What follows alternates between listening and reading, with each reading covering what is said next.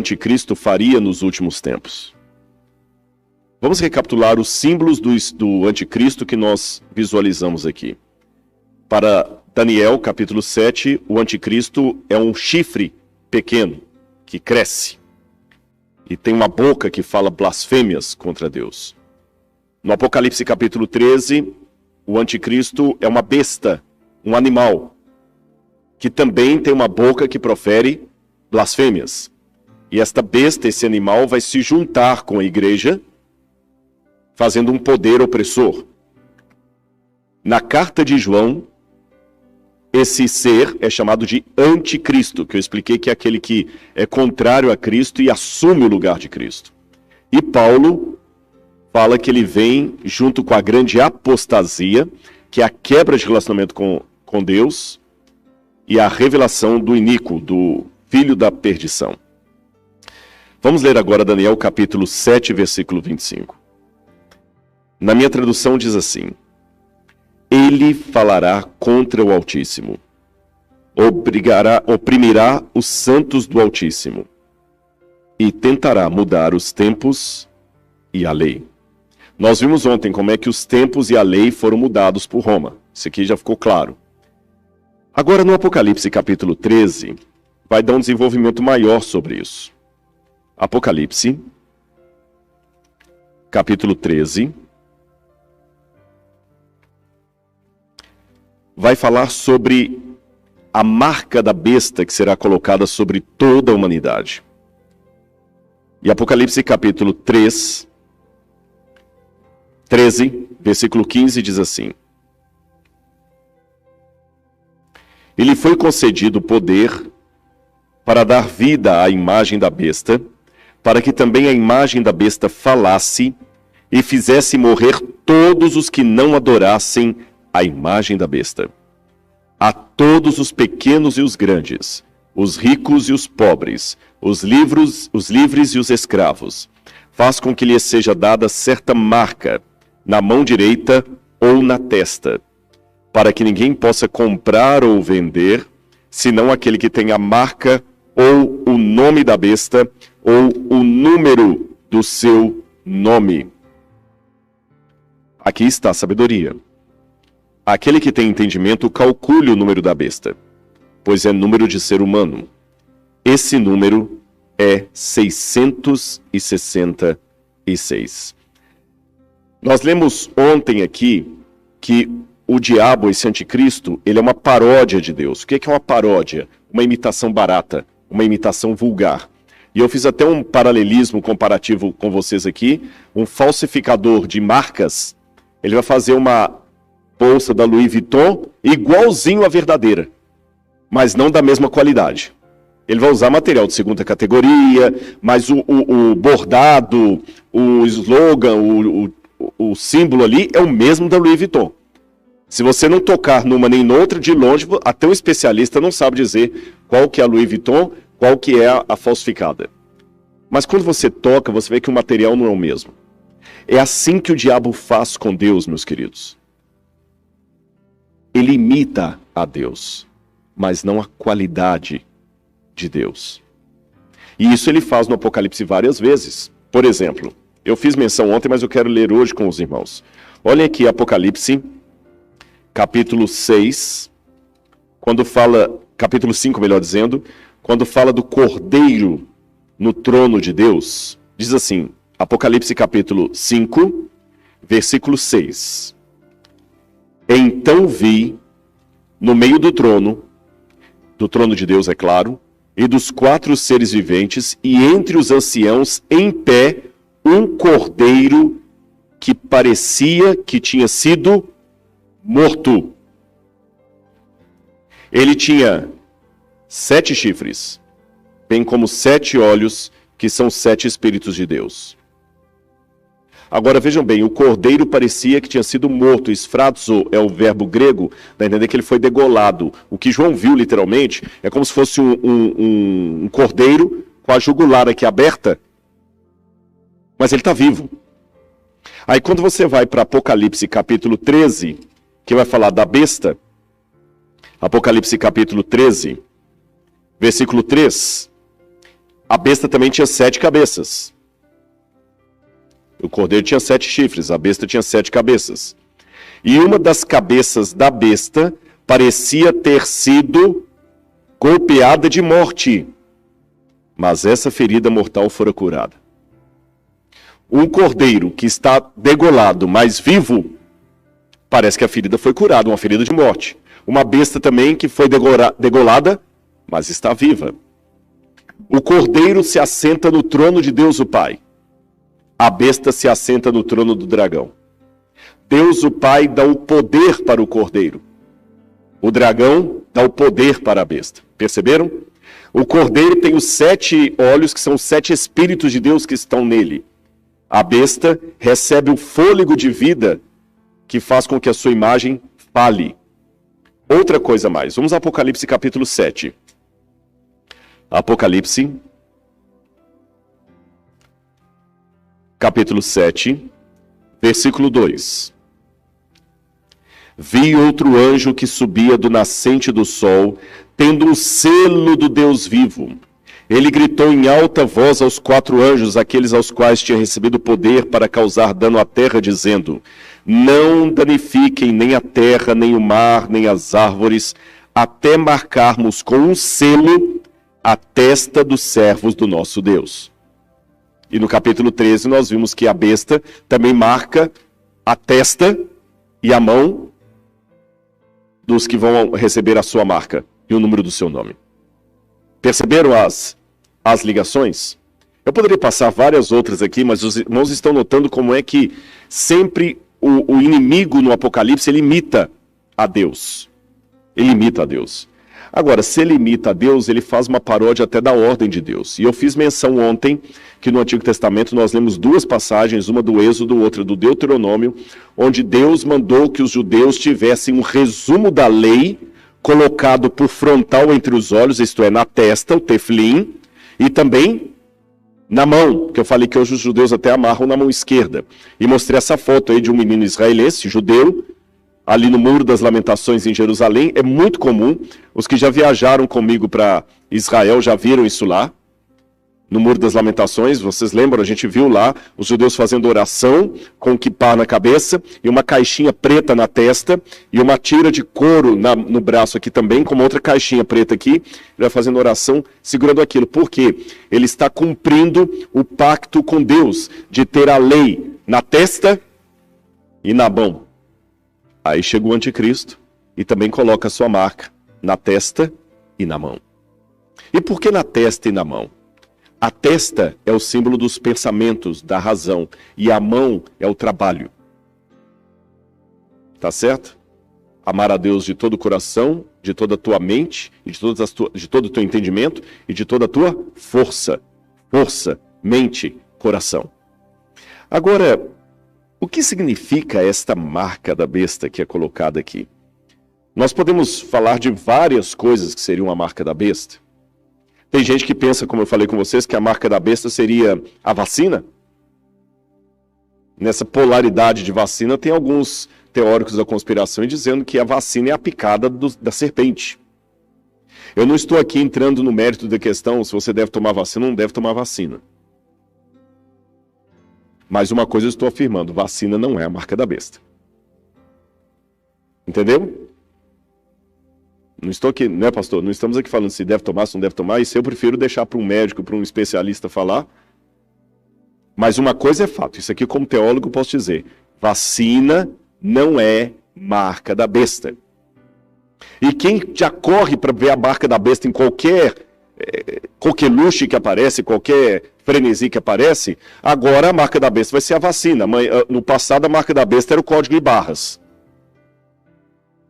Tinha gente que estava se recusando a comprar coisa com código de barras, porque o código de barras era a marca da besta. Eu lembro que uma vez eu fui a uma igreja e tinha alguém lá defendendo que o código de barras era a marca da besta, que ia controlar todo mundo. E alguns até mostravam uma foto do código de barras que trazia um 666. Aí eu expliquei para os irmãos, falei, meus queridos, o número da besta não é 666, é 666. 666 não é o 6 3 vezes repetido. É um múltiplo de 6. E por que aqui no Apocalipse fala que o número da besta é um múltiplo de 6? Vamos deixar a Bíblia falar. Abra a Bíblia comigo em Daniel, capítulo 3. Daniel, quem conhece a história de Daniel sabe que episódio é esse. Onde o rei Nabucodonosor mandou erguer uma imagem e obrigou que todos na Babilônia adorassem a sua imagem. E no capítulo 3, versículo 1, fala das dimensões da imagem que Nabucodonosor ergueu. Daniel capítulo 3, versículo 1. O rei Nabucodonosor fez uma imagem de ouro que tinha 27 metros de altura e 2,70 metros de largura. Deixa eu explicar para os irmãos uma coisa aqui. Existem 2 tipos de tradução na Bíblia. No sábado à tarde vamos falar um pouquinho sobre traduções da Bíblia. Existem traduções que são dinâmicas e traduções que são literais. E não é uma questão de falar qual está certa, qual está errada. Não dá para definir isso. Eu vou dar um exemplo, os irmãos vão entender. Quando você fala assim, I'm mad about my flat. Se eu falo isso nos Estados Unidos, tem um sentido. Se eu falo isso na Inglaterra, tem outro sentido. I'm mad about my flat. Tô ficando louco por causa do meu apartamentozinho ali, meu cantinho. Se você fala isso na Inglaterra, eu estou ficando doido por causa da agulha que eu vou tomar. Perceberam a diferença? Mesmo no português do Brasil para o português de Portugal, tem diferença. Tem diferença. Por exemplo, isto é giro. No Brasil, giro é isso aqui. Em Portugal, giro, very nice. Então, até do inglês britânico para o inglês americano tem diferença. Até do português brasileiro para o português lusitano tem diferença. Concordam comigo? Então, na Bíblia também tem expressões que às vezes o autor não sabe. O tradutor fica na dúvida como é que ele traduz. Por exemplo, se eu estou pensando em inglês e eu ouço alguém falando em inglês, It's rain dogs and cats. Se eu traduzir literalmente ao pé da letra, como eu tenho que traduzir? Está chovendo cães e gatos. Essa é uma tradução literal. Mas se eu quiser adaptar, vou falar, está chovendo muito. Aí vem alguém e fala o seguinte, está errada essa tradução. No original em inglês não tem a palavra muito, tem a palavra cães e gatos. Está errado traduzir está chovendo muito? Não. Essa é uma tradução dinâmica. Eu peguei o sentido da frase em inglês e já adaptei para o português. Uma tradução literal é aquela que pega palavra por palavra.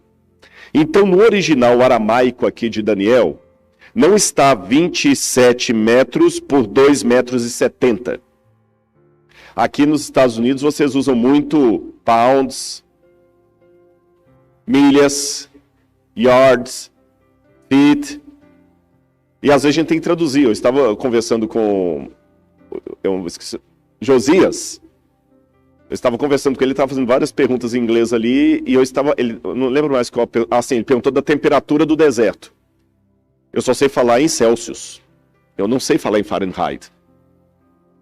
E ele não entende em Celsius, ele entende em Fahrenheit. Então eu tive que pensar em Celsius e ir para o celular aqui, e o pastor me ajudou a traduzir para Fahrenheit. Então, se eu disser para vocês que no deserto tem uma temperatura de 40 graus, aí você vai traduzir para o inglês, você pode colocar 40 degree, ou você pode já adaptar para Fahrenheit e falar 100 degree. Mas eu não falei 100, eu falei 40. Ficou claro isso para vocês? Então aqui apenas o tradutor fez uma adaptação, mas no original aramaico, o tamanho da estátua de Nabucodonosor é 60 côvados por 6. E esse número tem uma importância. Porque na Babilônia, A base da matemática da Babilônia era o número 6. Desde a época da Suméria, da Mesopotâmia ali, depois da Suméria veio o Elamita, os babilônios e tudo mais. Sabe como é que eles contavam? Eles não contavam como a gente, 1, 2, 3, 4, eles contavam assim, olha, 6, 12, 18, 24, 30, você entendeu? Eles iam fazer sempre múltiplos de 6. E cada parte do dedo aqui era um conjunto de 6. Então você ia computar uma coisa e fazia isso. Dá tanto. E eles sempre falavam em múltiplos de 6. E o 6 era um número sagrado na Babilônia. Era o número do panteão dos deuses da Babilônia. Era o número mágico de Marduk. Para os judeus, o 6 é o número da imperfeição. É o número incompleto. É o número humano, porque Deus criou o ser humano no 6º dia. Entenderam a questão do 6 para os babilônios? Sim ou não? Aí é por isso que no Apocalipse, o número da besta é um múltiplo de 6. 666. E a história do Apocalipse, como está narrada aqui a profecia, lembra muito Daniel capítulo 3, quando Nabucodonosor ergueu ali a imagem. Alguns acham que esse número da besta significa Kizar Neron, é uma referência ao imperador Nero. Mas eu não acredito nisto. Em primeiro lugar, porque quem criou essa forma de estudar a profecia de maneira pretérita, a profecia é apenas um cumprimento no passado, foi um homem chamado Francisco Ribeira, que era um sacerdote católico, numa época em que os protestantes reconheciam a falha da igreja na Idade Média. Então, para poder tirar essa sombra da igreja, Francisco Ribeira criou um método de estudo do Apocalipse que a gente chama de preterismo. Ele fala o seguinte: o Apocalipse não tem nada a ver com o futuro. Ele se cumpriu todo no tempo de João. Então, a besta do Apocalipse é Nero, que perseguiu a igreja cristã. Mas isso foi apenas uma maneira de tirar a sombra da igreja. Eu não acredito que o Apocalipse possa se referir ao passado, porque Jesus falou para o Apocalipse assim, para João assim, abra comigo o Apocalipse capítulo 1. Apocalipse, capítulo 1, versículo 1. Revelação de Jesus Cristo, a qual Deus lhe deu, para mostrar aos seus servos as coisas que em breve devem acontecer. No original grego está assim, as coisas que em breve devem começar a acontecer. E ele, enviando por meio do seu anjo, deu a conhecer ao seu servo João, a qual atestou a palavra de Deus e o testemunho de Jesus Cristo quanto a tudo que viu. Bem-aventurado aquele que lê, e bem-aventurados aqueles que ouvem as palavras da profecia e guardam as coisas nelas escritas, porque o tempo está próximo. Então ele fala de um tempo que está próximo. Agora vejam o verso 19. Escreve, pois, as coisas que você viu, as que são e as que hão de acontecer depois destas.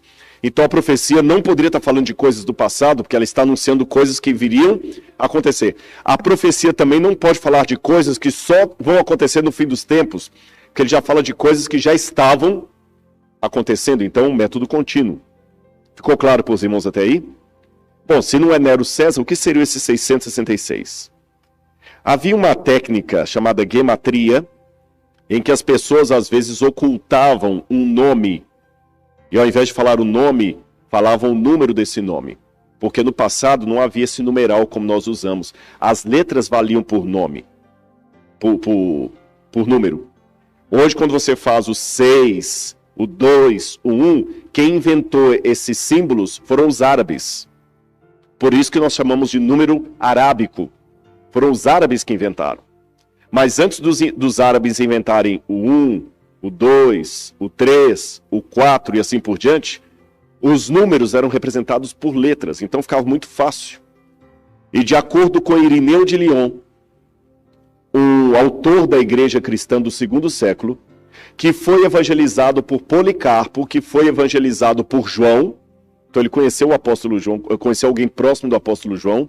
Irineu falava que naquele tempo os cristãos entendiam que 666 referia-se ao nome lateinos, que é a forma de falar em grego do nome Roma, reino de latim, dos latinos, Roma, e que era alguma coisa referida a Roma. Outro detalhe importante. Do que o Apocalipse 13 está falando que vai virar o número da besta? Como eu falei, alguns já falaram de código de barras, de vacina. O que afinal de contas, é o número da besta?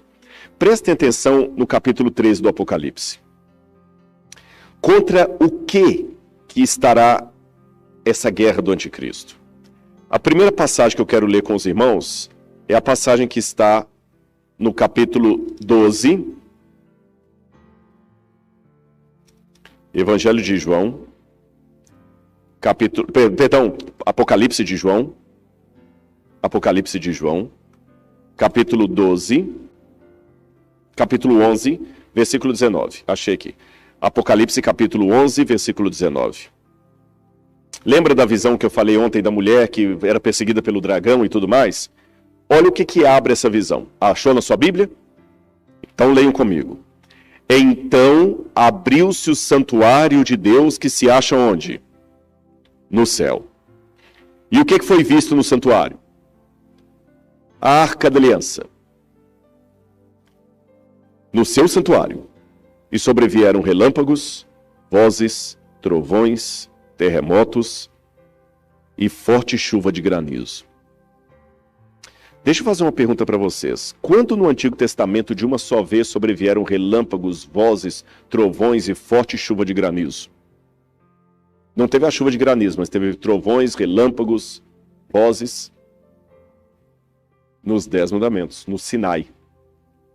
Quando Deus falou no Sinai, o monte fumegava e vinham trovões, a mesma cena do Sinai. Segunda pergunta que eu faço para a igreja. O que é a Arca da Aliança? É a Arca de Noé? Não é um barco, então. O que é a Arca da Aliança? Era uma caixa. E o que guardava dentro dessa caixa? A vara de Arão, tá certo? A vara de Arão florida, um pouco do maná. E tinha mais uma coisa importante. As tábuas dos 10 mandamentos. E uma coisa que me chama a atenção em Êxodo, capítulo 25, é que quando Deus mandou Moisés fazer o tabernáculo, o santuário, Deus falou o seguinte: Moisés, faça o santuário de acordo com o modelo que eu vou te mostrar. Então Moisés fez, e o livro de Hebreus fala isso, que o santuário da terra era uma cópia do santuário celestial. Então a Arca da Aliança que estava aqui era uma cópia da Arca verdadeira de Deus que está no santuário celestial. E o que João viu no Apocalipse? A Arca de Deus, onde? No céu. Agora eu faço uma pergunta para os irmãos. Muitos ensinam que a lei de Deus caducou na cruz. Que Paulo diz que a lei foi abolida. Se a lei caducou, o que foi que João viu aqui? João está lá no finalzinho. Será que ele viu a lei? Ou ele não viu a lei? Porque ele fala que eu vi a Arca da Aliança no céu. E logo depois que João vê a Arca da Aliança no céu, ele vê o dragão perseguindo a mulher. Depois que ele vê o dragão perseguindo a mulher, olha o capítulo 12, verso 17. O dragão ficou irado contra a mulher e foi travar guerra com o restante da descendência dela, ou seja, os que guardam os mandamentos de Deus e o testemunho de Jesus. Os que guardam os mandamentos de Deus e o testemunho de Jesus. Aí me chama a atenção que quando essa besta levanta, tudo o que ela faz é para atacar um dos mandamentos de Deus. Antes de falar dessa maneira aqui, deixe-me apenas alertar os irmãos de uma coisa. O Apocalipse, olha que curioso isso aqui. é um contraste que os teólogos até observam no Apocalipse, um paradoxo, melhor dizendo. Você sabia que o Apocalipse, de todos os livros do Novo Testamento, é o que faz mais referência ao Antigo, é o Apocalipse? De todos os 27 livros do Novo Testamento, o que faz mais referência ao Antigo é o Apocalipse. Mais do que os Evangelhos, o Apocalipse é o que cita o Antigo Testamento mais do que os Evangelhos, mais do que os livros, as cartas de Paulo, mais do que o Evangelho de João, mais do que o livro de Atos. O livro que faz mais referências ao Antigo Testamento é o Apocalipse. Agora, sabe o que é curioso? Aí que vem o contraste. No Apocalipse não existe nenhuma citação direta do Antigo Testamento. Todas as alusões que o Apocalipse faz ao Antigo Testamento são alusões indiretas. Eu tenho uma hipótese da razão disso. Sabem qual é? Onde o Apocalipse foi escrito? Na ilha de Patmos. João estava preso. Condições completamente precárias. Ele não tinha uma biblioteca ali. Peraí, deixa eu ver que eu quero citar Isaías 4,16. Deixa eu pegar aqui o rolo de Isaías 4,16. Pega para mim Jeremias lá que eu quero comparar as duas. Não era assim. Mas olha a memória de João, abrilhantada pelo Espírito Santo, que deu capacidade para... Talvez até, eu vou surpreender os irmãos com o que eu vou dizer, talvez nem foi João que escreveu o Apocalipse, sabia disso? Como assim, Rodrigo?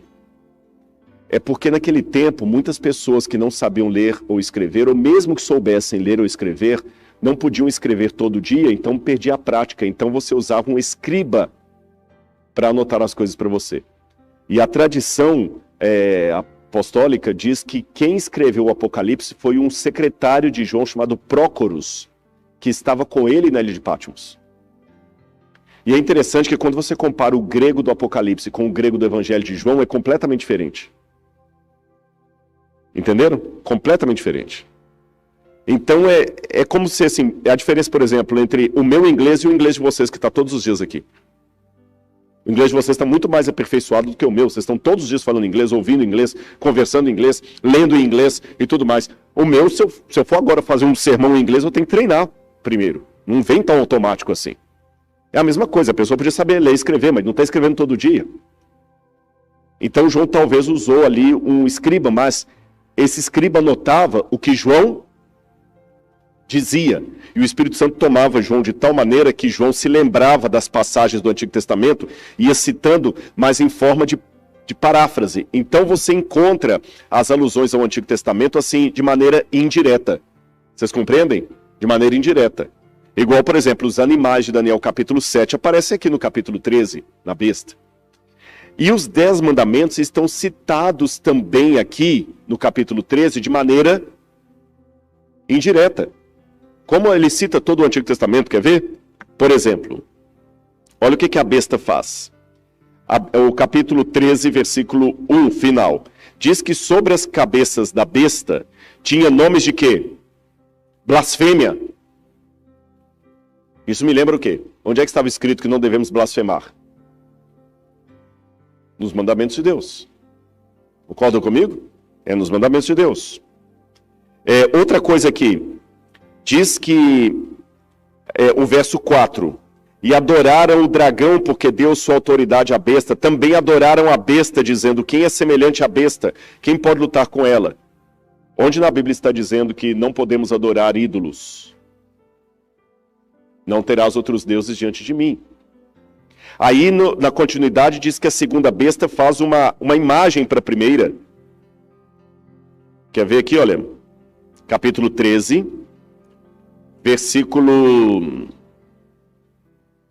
capítulo 13, versículo 14. Seduz aqueles que habitam sobre a terra por causa dos sinais que lhe foi permitido realizar diante da besta, dizendo aos que habitam sobre a terra que façam o quê? Uma imagem. Não farás para ti imagem e escultura. Onde é que está isso? Os 10 mandamentos. Vocês estão vendo aqui todos os detalhes dos 10 mandamentos? Manda matar, manda blasfemar, manda adorar uma imagem, cobiça o lugar de Cristo. Tudo isso aqui. Agora, olha que curioso esse bloco profético. Ele começa com uma visão dos mandamentos no céu, dos 10 mandamentos na Arca da Aliança.